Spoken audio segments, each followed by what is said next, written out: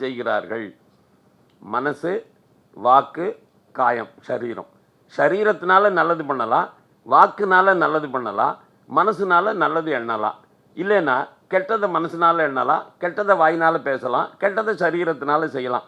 ஆகவே நாம் பாபங்களை செய்வதற்கும் இந்த திரிகரணங்கள் தான் பயன்படுகின்றன, புண்ணியத்தை செய்வதற்கும் இந்த திரிகரணங்கள் தான் பயன்படுகின்றன. ஆகவே மனிதனுக்கு இம்பார்ட்டன்ட் ஃபேக்கல்ட்டியாக இருக்கக்கூடிய இந்த மூன்றுக்கும் நாம் ஏதாவது செய்ய வேண்டும் என்று பதஞ்சலி மகரிஷி முடிவு பண்ணினார். அதில் இந்த சரீரத்திற்காக யோகம், யோகாசனம். அதோடு மட்டும் இல்லாமல் இன்னொரு விஷயம், அந்த ஆசனத்தோடு தொடர்பு இருக்கக்கூடிய இந்த ஆயுர்வேதம் அப்படிங்கிறது, ஆத்திரேய சம்ஹிதா, சரக சம்ஹிதா. இந்த உடம்புக்கு வியாதி வரதுன்னா அதை குணப்படுத்துறது எப்படி அப்படிங்கிறத பற்றி ஒரு புக்கு. இந்த ஆத்திரேய சம்ஹிதா, சரக சம்ஹிதா தான் first text book of the world medicine. மறந்துடாதீங்க, வேர்ல்டு மெடிசனுக்கே ஃபஸ்ட்டு புக்கு அதுதான், அதுக்கு முன்னாடி கிடையாது. இதோட கூடவே இந்த சரகரோட சுஷ்ருதர்னு ஒருத்தர் வந்தார். அந்த சுஷ்ருதர் வந்தபோது தான் சர்ஜரி, ஃபஸ்ட்டு சர்ஜரி புக் உலகத்தில். 120 surgical instruments he has mentioned with டயக்ராம்ஸை. இன்றைக்கி ஆச்சரியப்படுறான் மெடிக்கல் வேர்ல்டில். இந்த சர்ஜிக்கல் இன்ஸ்ட்ருமெண்ட்ஸ் எல்லாம் யாருமே இன்னும் நாங்கள் பண்ணலை சாருங்கிறாங்க.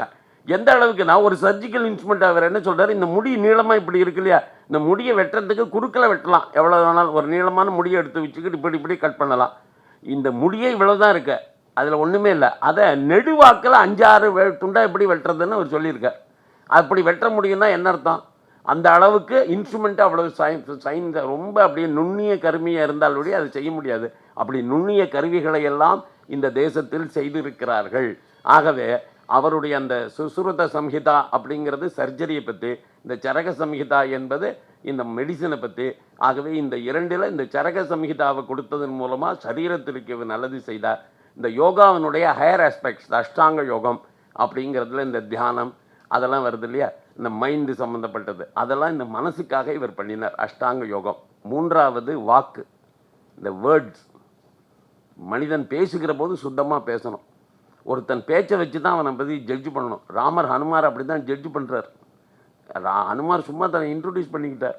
நான் இந்த பர்பஸுக்காக வந்திருக்கேன், நீங்கள் யாருன்னு கேட்டார், அவ்வளோதான், வேறு ஒன்றுமே கேட்கல.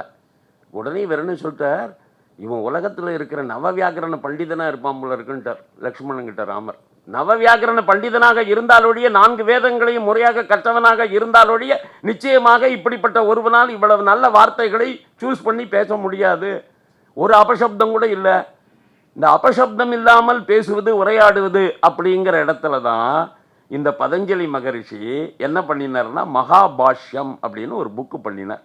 இந்த மகாபாஷ்யம் அப்படிங்கிறது என்னன்னு கேட்டால், பாணினியினுடைய அஷ்டாத்தியாயி அப்படிங்கிற கிராமர் ஒர்க்குக்கு எக்ஸ்பிளனேஷன். அந்த கிராமர் ஒர்க்குக்கு ஒரு பெரிய ட்ரீட்டி, அதாவது ஒரு பெரிய அளவில் அதற்கு ஒரு பாஷ்யம் மாதிரி இவர் எழுதினார். இந்த பாணினியினுடைய அஷ்டாத்தியாயி எங்கேருந்து வந்ததுன்னாக்க, சிவபெருமானுடைய நடனம் ஆடுகிற போது சிவபெருமானுடைய கையில் இருக்கக்கூடிய அந்த டமருகம் இருக்கு இல்லையா, அதிலிருந்து ஒவ்வொரு சிலபிள் அது அடிக்கும். அது போய் அடிக்கிற போது ஒவ்வொரு சவுண்டு வரும். அப்படி 14 மாகேஸ்வரணி சூத்திரங்கள் அப்படின்னு வருது. இதை தெரியணும்னா அடுத்த தரம் உங்களுக்கு யஜுரூபா கர்மாவோ ரிகுபா கர்மாவோ நடக்கிற போது அந்த வாய்ப்பு இருக்கிறவர்கள் அன்னைக்கு மட்டும் கொஞ்சம் ஸ்ரத்தையாக அந்த வேத ஆரம்பம் அப்படின்னு ஒன்று வரும். அதில் அன்றைக்கி பேருக்காக வேதத்தை செஞ்சு முடிக்கணும்னு சொல்லிட்டு படிக்கணும்னு சொல்லிட்டு படிப்போம்.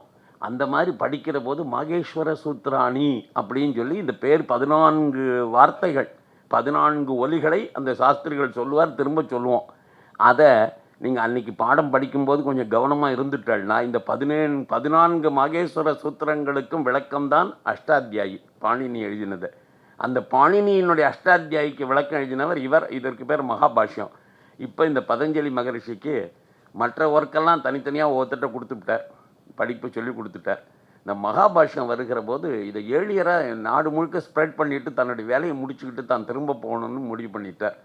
அதனால சிதம்பரத்தில் ஆயிரக்கால் மண்டபத்தில் ஒரு பெரிய கிளாஸ் அனௌன்ஸ் பண்ணினார். யாரெல்லாம் மகாபாஷ்யம் கற்றுக்கணும்னு ஆசைப்படுறாங்களோ அவர்கள்லாம் நேரடியாக இந்த நம்பரில் தொடர்பு கொள்ளலாம் அப்படின்னு சொல்லிவிட்டார். சரின்னு சொல்லிவிட்டு எத்தனை பேர் தொடர்பு கொண்டான்னா மொத்தமாக வந்து அட்மிஷனுக்கு 1000 பேர் வந்துட்டானுங்க. ஆச்சரியம் இருக்குது, இந்த சப்ஜெக்டை படிக்கிறதுக்கு 1000 பேராடா, என்னடா அது ஆச்சரியமாக இருக்குது, very response is very good அப்படின்னு கிளாஸ் ஆரம்பிக்கலான்னு எல்லாருக்கும் வர சொல்லிட்டார். வந்த உடனே ஃபஸ்ட்டு டே அவர் எல்லாருக்கும் ஒரே கண்டிஷன் தான் போட்டார். இங்கே பாருப்ப, 1000 பேருக்கு நான் பாடம் நடத்தணும், அதனால ஒரு ஸ்க்ரீன் போட்டிருப்பேன், அந்த ஸ்க்ரீனுக்கு பின்னாடி உட்காந்து பாடம் சொல்லி தருவேன், நீங்கள்லாம் அப்படியே பாடத்தை கேட்கணும், யாரும் இந்த ஸ்க்ரீனை விலக்கி என்னை பார்க்கக்கூடாது.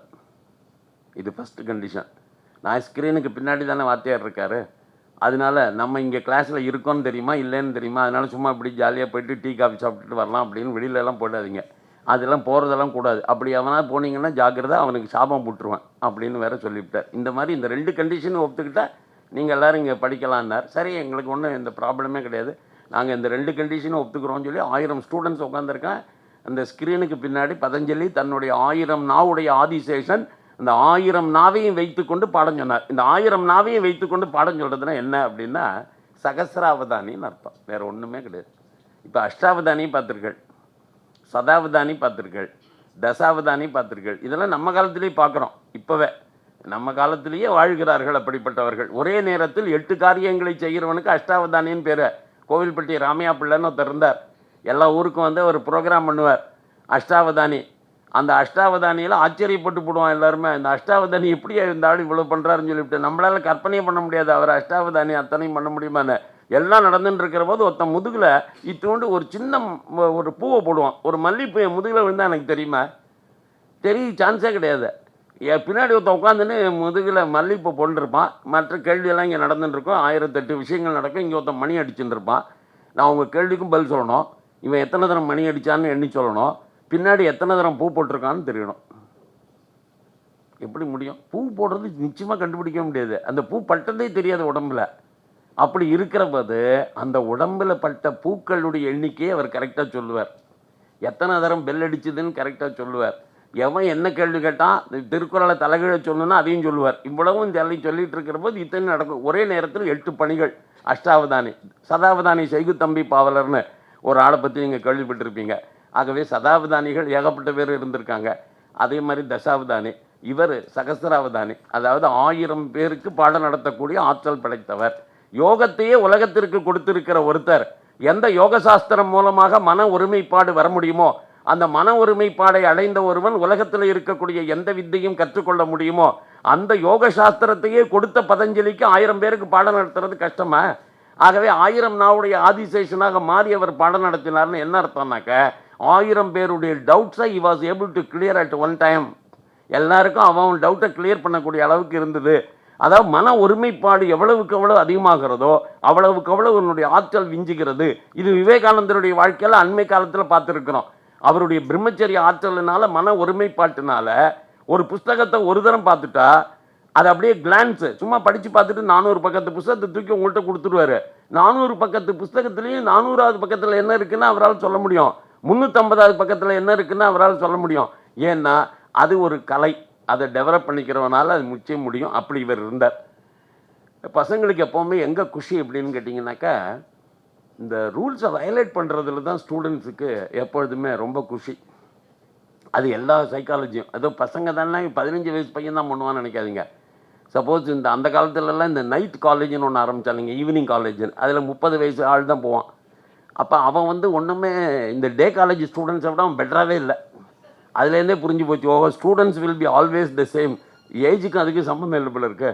ஆகவே 50 வயசுக்காரன் ஸ்டூடெண்ட்டாக வந்தானா ரொம்ப அழகாக நடந்துப்பான், 20 வயசு பையனா தான் கொஞ்சம் முரண்டு பிடிப்பான், அப்படியெல்லாம் கிடையாது. Students will be always student சைக்காலஜிங்கிறதான் இருப்பான். இந்த பசங்களுக்கெல்லாம் என்ன வந்துருச்சு, ஆமாம் எதுக்காக இந்த ஸ்க்ரீனை போட்டு ஒரு பாடம் நடத்தணும், பேசாமல் நம்ம முன்னாடி உட்காந்து பாடம் நடத்த வேண்டியதானே, அது என்ன பெரிய ஸ்க்ரீனை போட வேண்டியது, அப்புறம் ஸ்க்ரீனை யாரும் எடுக்கக்கூடாதுன்னு சொல்கிறது அப்படின்னு இந்த பசங்க ஒருத்தனுக்கு வந்து, ஐயோ அவர் சொல்லிட்டார்ப்பா ஸ்க்ரீனை விளக்கின ஆபத்து, நமக்கு பாடம் நின்று போயிடும் அப்படின்னு ஒவ்வொரு நாளும் இந்த மாதிரி பேசி பேசி தகராறுலாம் முடிஞ்சுக்கிட்டே இருந்தது.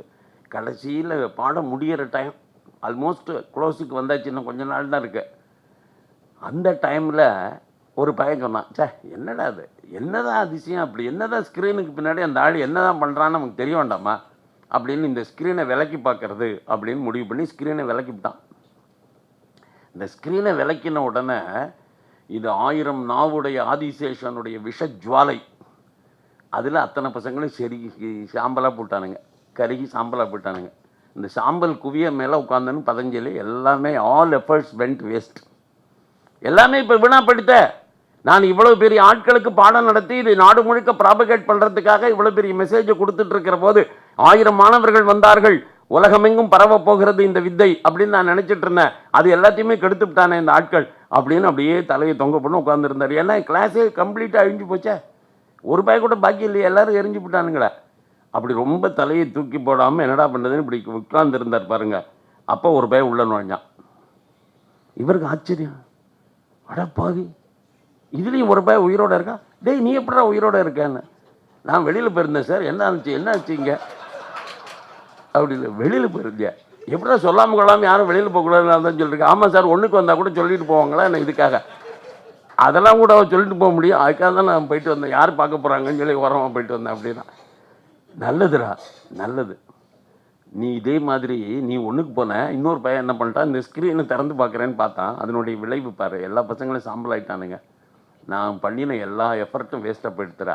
இப்போ அதனால் என்ன பண்ணுறதுன்னா, நீ ஒருத்தன் தான் மிஞ்சிருக்க. நீயும் போயிட்டேன்னு தான் நினச்சேன். நான் எல்லாமே டோட்டல் வேஸ்ட்டுன்னு நினச்சேன். But now you are there. அதனால நான் என்ன செய்ய போகிறேன், இனிமேல் கிளாஸ் நடத்த மாட்டேன் மேற்கொண்டு. இன்னும் கொஞ்ச நாள் தான் கோர்ஸே பாக்கி இருந்தது. அதை முழுக்க இப்போவே உனக்கு சொல்லி கொடுத்துட்றேன். இப்போ உடனடியாகவே டிரான்ஸ்மிட் பண்ணிடுறேன் அந்த நாலேஜை. நீ ஒருத்தன் தான் எல்லாம் தெரிஞ்சவன்.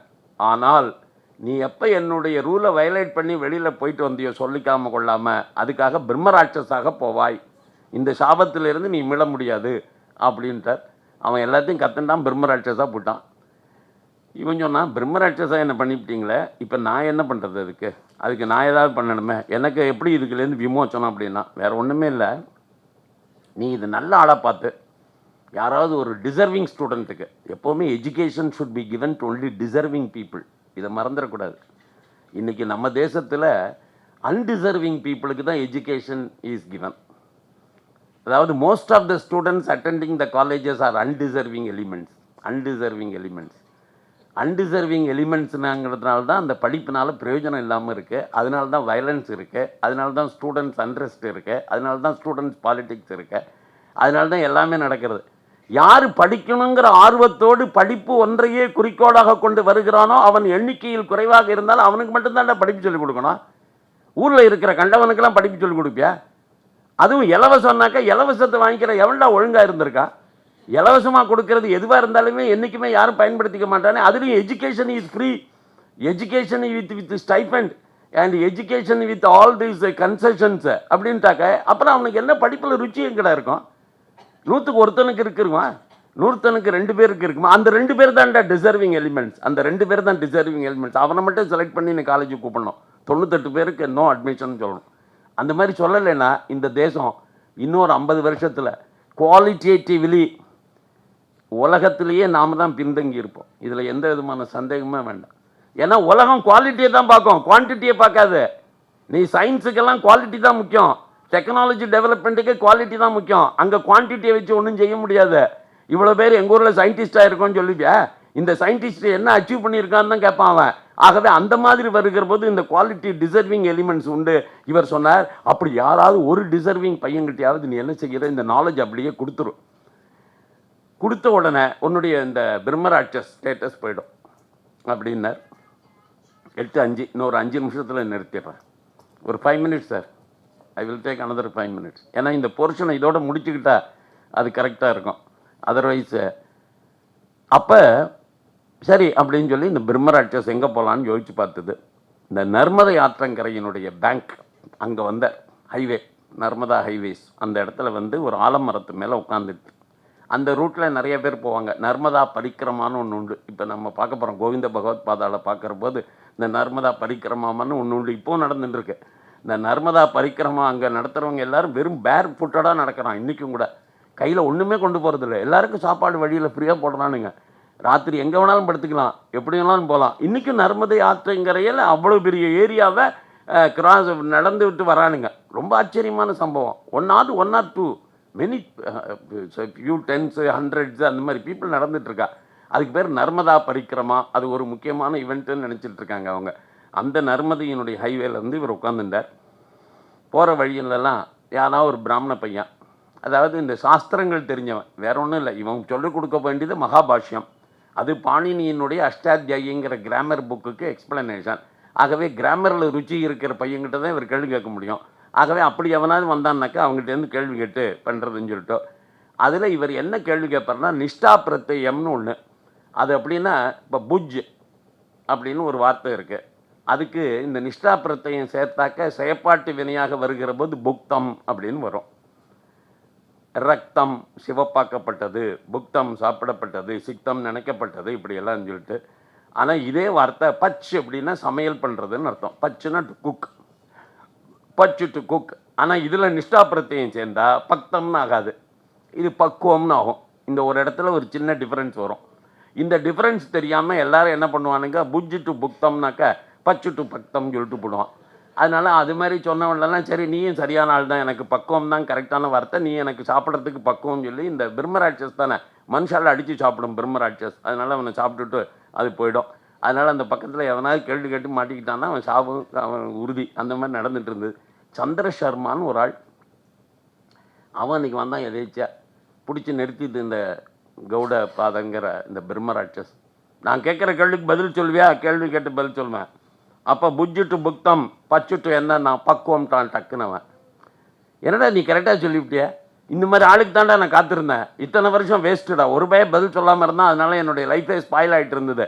உனக்கு இந்த நாலேஜை நான் கொடுத்துட்டு உடனடியாக போகணும், அப்போ தான் இந்த பிரம்மராட்சஸ் விட்டுக்கிட்டேருந்து எனக்கு விடுதலை அப்படின்னு என்னுடைய குருநாதர் சொல்லியிருக்கார். அதனால் நான் சீக்கிரம் உனக்கு பாடம் கற்றுக் கொடுக்கணும். அதனால் இந்த மனப்பாடம் பண்ணுறது சொல்கிறது திரும்ப சொல்கிறது அதெல்லாம் நடக்காது. அதனால் நான் என்ன சொல்கிறேன், பேசாமல் நான் சொல்ல எழுதிக்கொண்டார். தி ஃபஸ்ட்டு டைம் டிக்டேஷன் அப்போ தான் ஆரம்பிச்சிது. 2 தரம் தான் டிக்டேஷனே இந்த நாட்டில் நடந்திருக்கு. மகாபாரதத்தை வியாசர் சொல்ல விநாயக பெருமானை எழுத சொன்னார். அது எழுத சொன்னது தான் முதல் தரம் டிக்டேஷன். ராமாயணம் அப்படி செய்யல, வால்மீகி ராமாயணத்தை அப்படி எழுதலை. நல்லா கவனிச்சுக்கணும். வால்மீகி ராமாயணத்தை அப்படியே ஸ்லோகங்களை அப்படியே மனப்பாடம் பண்ணிக்கிட்டே இருப்பார், மனசுக்குள்ளேயே சொல்லிக்கிட்டே இருப்பார். டக்குன்னு பக்கத்தில் இருக்கிற பரத்வாஜ்னு ஒரு சிஷ்யன் இருந்தால் அவங்ககிட்ட சொல்லுவார், அவன் உடனே பாடம் சொல்லுவான். மற்ற சிஷ்யர்களுக்கு போகும், லவகுச்சர்கள் கற்றுக்கிட்டாங்க. அப்படி பாடம் பண்ணி தான் இன்னி வரைக்கும் வந்திருக்கு ராமாயணம். அப்புறம் தான் பிரிண்ட்டு, அப்புறம் தான் இதெல்லாம் வந்தது. ஆனால் இந்த மகாபாரதம் மட்டும் ஒரிஜினல் மகாபாரதத்தும் போது வியாசரே நேராக நான் சொல்ல எழுதுன்ட்டார், முடிஞ்சு போச்சு. அதுக்கு ஒரு ஆள் சரியான ஆள் வேணும்னார், விநாயகர் வந்தார், எழுதினார், முடித்தார். அதுலேயும் ஒரு சிக்கல்லாம் இருந்தது, அதை பற்றி நமக்கு தேவையில்லை. இப்போ அதே மாதிரி இப்போ முதல் தரமாக இந்த படிப்பு கூட இது வரைக்கும் பாடங்கள்லாம் இவர் சொல்லிக் கொடுக்க அவங்க மனப்பாடம் பண்ணி தான் வந்தது. ஆனால் இந்த இடத்துல நீ எழுதிக்கோன்னார். அவன் எழுதிட்டு இருக்கிற எங்கே போவான், அவன் என்ன பேப்பர் கொண்டானா பென்சில் கொண்டானா, ஒன்றுமே கொண்டுடல. அவன் மாட்டு ரோட்டில் போயிட்டு இருந்தவன் நான் பிடிச்சி நிறுத்தி பாடம்லாம் எழுதிக்க அப்படின்னா என்னத்தை எழுதிக்கிறது, எல்லாம் கவலைப்படாத, இது ஆலமரம் தானே, ஆலமரத்தினுடைய இலைகளெல்லாம் எடுத்துக்க அப்படின்ட்டார். சரி எதை வச்சு எழுதுறது, அதை ஒரு குச்சியை ஒடிடா அப்படின்னார். சரி குச்சியை ஒடிச்சாச்சு, இங்கு துவச்சாதானே எழுதுவான், அது எப்படி எழுதுறது அப்படின்னார். வேற ஒன்றும் இல்லை, உன் உடம்புலேயே ஒரு கீறி ரத்தம் வருமில்ல, அதுலேருந்து அப்படியே எழுத வேண்டியதான்ட்டார். தன்னுடைய ரத்தத்தையே அந்த குச்சினாலும் வச்சு அந்த மாதிரி எழுதிட்டே போட்டான். பாடம் முடிஞ்சுது. எல்லாத்தையும் மூட்டையாக கட்டுனார். எல்லாத்தையும் மூட்டையாக கட்டினான். இது இனிமேல் உலகம் முழுக்க ஸ்ப்ரெட் பண்ண வேண்டியது உன் விஷயம், நீ படிச்சுப்ப, மனப்பாடம் பண்ணிப்ப, என்ன வேணால் பண்ணிக்க, நீ இது ஒன்று காலம் அப்படின்னு அவங்ககிட்ட கையிட்ட கொடுத்துவிட்டு அவர் மட்டுக்க பிரம்மராட்சஸிலேருந்து விடுபட்டு அவர் நேராக பத்ரிகாசிரமத்தில் போய் நான் தவம் செய்ய போகிறேன் என்பதாக போய்விட்டார். இப்போ இந்த சந்திர சர்மா பேசாமல் வந்தான். இந்த கௌடபாதர் நேராக சுகாச்சாரியாள்கிட்ட போனார். சுகாச்சாரியாள்கிட்ட போய் சன்னியாசம் வாங்கிக்கிண்டு அங்கேயே அவருடைய சிஷ்யராக அங்கேயே தங்கிட்டார். நல்ல ஒரு சிஷ்யன் கிடைத்தாலும் சுகாச்சாரியார் அவருக்கு சன்னியாசம் கொடுத்து பிரம்மஞான உபதேசம் பண்ணி அவரை பக்கத்தில் வச்சுட்டார். இப்போ அவர் கௌடபாத ஆச்சாரியர் அப்படிங்கிற பேரில் அங்கே இருக்கார். அவர் அத்வைத குரு பரம்பரையில் ஒருத்தராக வந்து விட்டார். அவர் எழுதின புஸ்தகம்தான் மாண்டூக்கிய காரிகை அப்படின்னு, அதுக்கு பாஷ்யம் பண்ணியிருக்கிறார் ஆதிசங்கரர். மாண்டூக்கிய காரிகை அப்படின்னு பேர். அது ரொம்ப பெரிய ட்ரீட்டு, அது ரொம்ப எழுதுறதே ரொம்ப கஷ்டம். அதை அவர் அழகாக பண்ணியிருக்கிறார். இந்த காரிகைங்கிற வார்த்தை தமிழில் கூட இருக்கு. யாப்பருங்கல காரிகை அப்படின்னு தமிழில் கூட ஒரு நூல் உள்ளது. இது காப்பு செய்யுளை பற்றி வருது. அதுக்கு கூட இந்த காரிகைங்கிற வார்த்தைக்கு தான் இது பொய்டிக்கல் காம்போசிஷன் அப்படின்னு அதுக்கு பேர். அந்த மாதிரி ஒரு காரிகை அவர் பண்ணியிருக்கிறார். அதனால இப்போ இந்த சந்திர சர்மா இதை எடுத்துன்னு போனான். உஜ்ஜயினிக்கு பக்கத்தில் ஒரு சிட்டி, அதுக்கு போவோம்னு சொல்லிட்டு அவன் போயிட்டு இருந்தான். ஏன்னா இந்த மத்திய பிரதேசில் தானே இருக்குது உஜ்ஜயின். அதனால் இந்த உஜ்ஜயினை நோக்கி அவன் போயிட்டு இருந்தான். அப்படி போகிற போது இவனுக்கு ஏற்கனவே ரத்தம் நிறைய ப்ளீட் ஆகிருக்கு. இவன் எடுத்து எழுதிட்டே இருந்தான் இல்லையா, அதனால ரத்தம் வேற போயிருக்கு. அதில் எழுதி வேற தூக்கமே இல்லை, ராப்பகலாக எழுதியிருக்கானுங்க. அதனால் என்ன பண்ணுறதுன்னு தெரியாமல் ஒரு பசியில் மரத்தடியில் தாகத்தினால மூட்டையை தலைக்கி வச்சுன்னு படுத்து தூங்கிவிட்டான். இதை மூட்டையை தலைக்கி வச்சுன்னு தூங்கிவிட்டான். தூங்கினவனுக்கு என்ன நடக்கிறதுனே தெரியல. ஒரு ஆடு எங்கேருந்து வந்தது, அதுக்கு இலை தானே பார்த்துது, அது அப்படியே இலையை கடிச்சு கடிச்சு தின்னுது. இந்த ஏர் பில்லை வச்சுன்னு தூங்கினேன்னு வச்சுங்க, அதுக்கப்புறம் எப்போ யார் வெளியில் போகிறதுனே தெரியாது. திடீர்னு தலை கீழே வந்துடும், அப்புறம் தான் தெரியும். அந்த மாதிரி இந்த தலை எப்போ கீழே வந்ததோ அப்போ தான் இவன் முழிச்சுட்டான். என்னடா அது இவ்வளோ கிடுகிடுன்னு தலைவனை இறங்கிடுதுன்னு பார்த்தா பாதிக்கு மேலே கால். ஸோ பாதிக்கு மேலே இந்த இது ஆடை சாப்பிட்டு எடுத்து மிச்சம் கொஞ்சம் தான் இருக்குது. அடப்பாவி, இவ்வளோ பெரிய அறிவு பொக்கிஷத்தை நான் கொண்டு போய் பரப்பணும்னு நினச்சிக்கிட்டு எடுத்துன்னு வந்தேன். கடைசியில் இப்படி ஆகிடுத்தேன்னு நினச்சான். சரி மிச்சத்தையாவது பரப்போம் அப்படின்னு சொல்லி எடுத்துன்னு வந்தால் உஜ்ஜைன் சிட்டிக்குள்ளே நுழைஞ்ச உடனே ஒரு வியாபாரியினுடைய வீடு. அந்த வீட்டு திண்ணையில் கொஞ்சம் நேரம் ஃபஸ்ட்டு ரெஸ்ட் எடுப்போம். பசி, சாப்பிடவே இல்லையா, ஒருத்தரும் ஒன்றும் கொடுக்கவே இல்லையா அப்படின்னு இருந்தான். அப்போ அந்த வைஷ்யனுடைய பொண்ணு வெளியில் வந்தா. அவள் ஒரு யங் உமன், இவனும் யங் மேன், சந்திர சர்மா. அதனால இவனை பார்த்த உடனே இவன் மேலே ஒரு அஃபெக்ஷன் வந்தது அவளுக்கு. அதனால இவனை எப்படிடா பிழைக்க வைக்கிறதுன்னு பார்த்தா. இவன் ரொம்ப மயக்கத்தில் இருக்கான். பசியினால் தான் மயக்கம் தெரிஞ்சு போச்சு. பசியினால் மயக்கத்துக்கு ஒரு மருந்து உண்டு. இந்த தயிர் சாதம் இருக்கு இல்லையா, அது நல்லா வழுமூனை பிசைஞ்சு அப்படியே மசிச்சு அதை இந்த வயிற்றுல பகுதியில் தடவினாக்க இந்த மயிர்கால் வழியாக அது இறங்கி உள்ளுக்குள்ளே. இப்போல்லாம் இந்த என்னென்னமோ கொடுக்குறாங்களே சாப்பிட முடியாதவளுக்கெல்லாம், இப்போ இங்கிலீஷ்காரங்க மெத்தடில், அந்த மாதிரி இந்த ஆயுர்வேதிக் மெத்தடில் இப்படி வச்சு தேய்ச்சி விட்ட உடனே கொஞ்சம் நேரம் கழித்து இவனுக்கு கொஞ்சம் பிரக்ஞம் வந்தது. பிரக்ஞம் வந்தவுடனே அவனுக்கு சாத்தை ஊட்டி விட்டா. சாப்பிட்டு முடித்தான். உள்ளுக்குள்ளே வந்து சொல்லிவிட்டா, இவனை தான் நான் கல்யாணம் பண்ணிப்பேன்ட்டா, இவனை தான் நான் கல்யாணம் பண்ணிக்க போகிறேன் அப்படின்ட்டா. உடனே இந்த சந்திர சர்மாட்ட வந்து அவள் அப்பா சொன்னார், என் பொண்ணு உங்களை லவ் பண்ணுறா, கல்யாணம் பண்ணிக்கணுங்க. கல்யாணமாவது என் வாழ்க்கையில் கல்யாணம் கிடையாது, ஒன்றும் கிடையாது, எனக்கு ஒரு பெரிய மெசேஜ் இருக்குது, ஆகவே நான் இதை பரப்புறதுக்காக வந்திருக்கேன்னார். ஆனால் வேறு வழி இல்லை. அதனால் ராஜாக்கிட்ட போனான், இதுக்கு தீர்ப்பு வேணும் அப்படின்னா. ராஜாவினுடைய பொண்ணு மந்திரியோட பொண்ணு, அவளும் கல்யாணம் பண்ணிக்கணும்ட்டா இவனைய. ஆகவே ஒரு பொண்ணு வேண்டான்னு சொன்னவனுக்கு இப்போ எல்லாரும் கிடைச்சிது.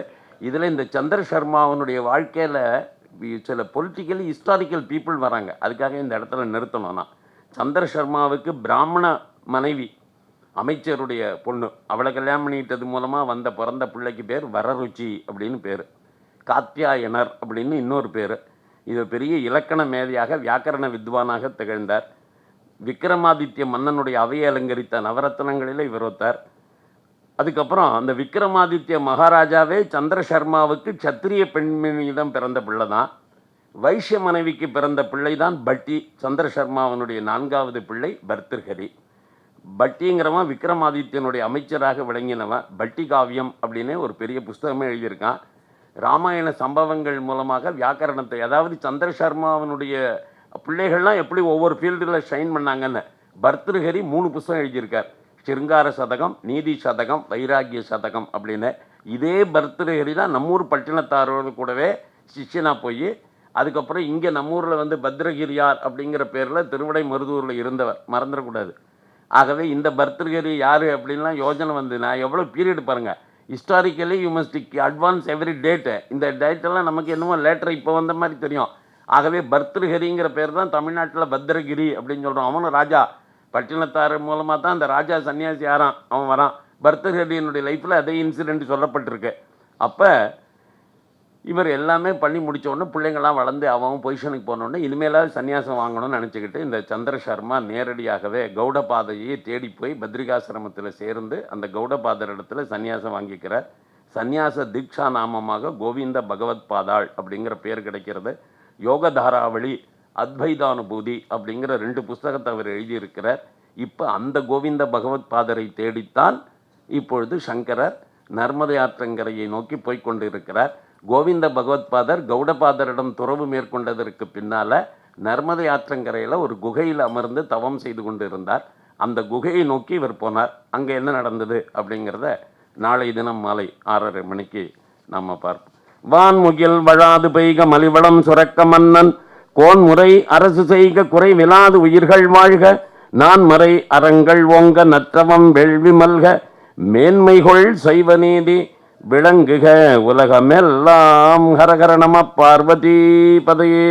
ஹரஹர மகாதேவ. சர்வத்திர கோவிந்த நாம சங்கீர்த்தனம். கோவிந்தா கோவிந்தா.